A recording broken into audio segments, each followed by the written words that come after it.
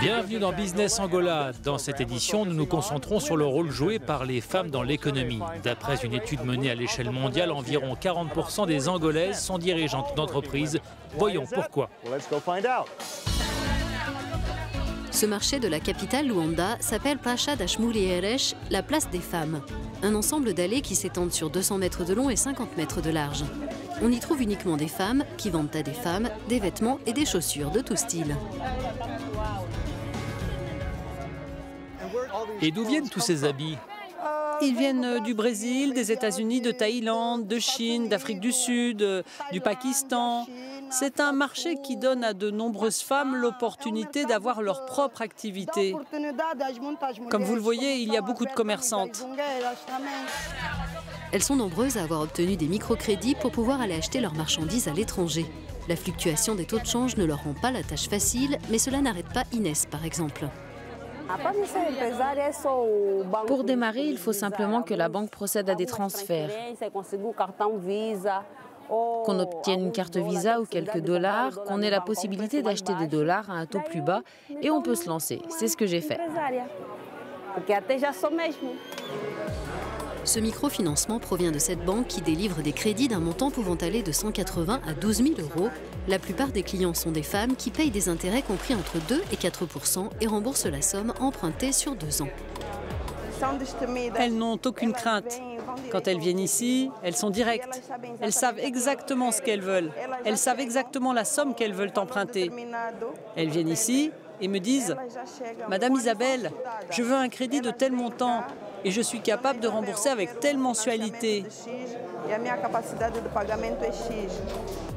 Dans le petit commerce ou les grandes entreprises, les femmes répondent présentes. Le premier groupe télécom du pays, Unitel, mène un programme de bourse pour encourager la parité dans le secteur des nouvelles technologies. On note d'ailleurs que dans cette entreprise, les femmes occupent 40% des fonctions de management, mais 20% des postes dans les services techniques.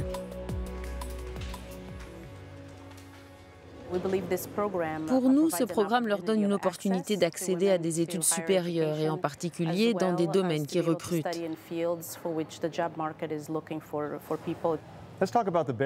Quels sont les obstacles pour les jeunes femmes ici en Angola ?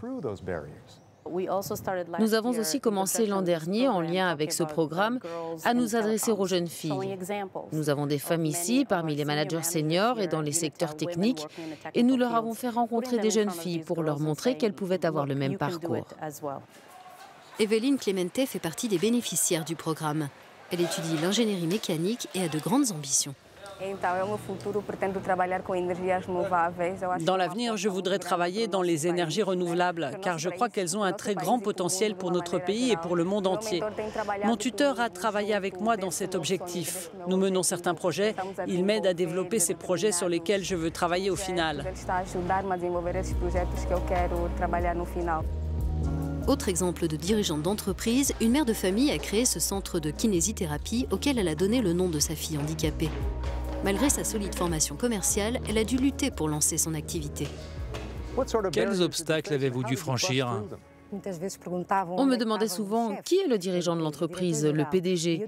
Et je répondais « C'est moi, vous l'avez en face de vous. » Je crois que j'ai surmonté ça avec le temps, en passant des années dans l'entreprise.